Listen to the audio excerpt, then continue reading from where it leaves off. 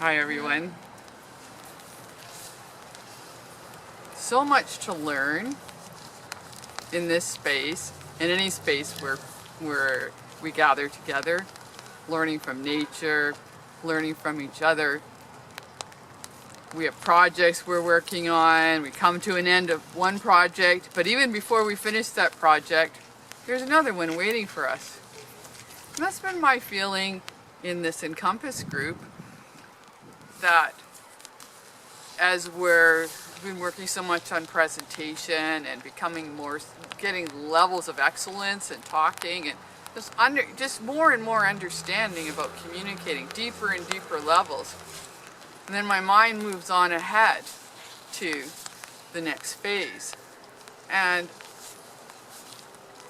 there's so much that I've learned from this past phase that we've done. We're really been focused on wanting to coach people,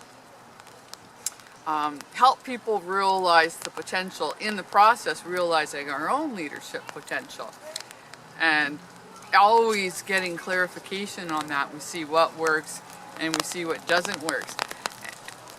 And then the biggest learnings have come from where maybe things didn't turn out the way that we expected, the way that I expected. Someone, we see potential. We see that someone has this wonderful voice, this wonderful story, and we have a vision for how we think that would be good, and offer tips and help with conversation, and then, oh, maybe they don't want to, maybe it just doesn't work for them. And then we feel like, oh, is that a waste of time then? But actually, all that does is show us that everybody has their own process, right? They have, we can always help. There's always ways, we're always helping each other learn. And what's one big way, the best way of learning is by watching from example too. We see somebody else and go, oh, I want to be like them. We have that really strong internal, we're self-motivated. We have an idea, oh, that's what I would like. And then we're going to, just attract the help and support that we need. So getting that vision, as Johanna was talking about the light earlier, that bright light that we're always aiming towards, that's really the crux of it, the heart of it. Because when we have that light in ourselves and we see that light and we're clearly always drawn to that light and just comfortable in it, that's being authentic. That's our authentic self. That's an interesting journey that we all take. It's a bit of a winding journey, but we're always drawn on by that beautiful light. That light grows bigger so that it reflects into other people as well. So then we think, oh, that person has that light inside of them, and they've got their light. And only they really, really know what their light is. But I can catch some reflections of it. I can see that they do have that light.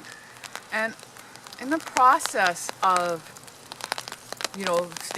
being drawn to my own light, being in my own light, feeling my own authenticity, discovering it, feeling comfortable in it, knowing I'm always getting clearer and clearer on it, then it's easier for other people, for others to kind of find their own way. I think it's a magical process where we don't have to think so much, oh, I've got to help them with that. Oh, I got to help them with that. Oh, if only did that. Oh, if they did this, then it'd be good. Or we're not always so wrapped up in what other people are doing or not doing or should doing.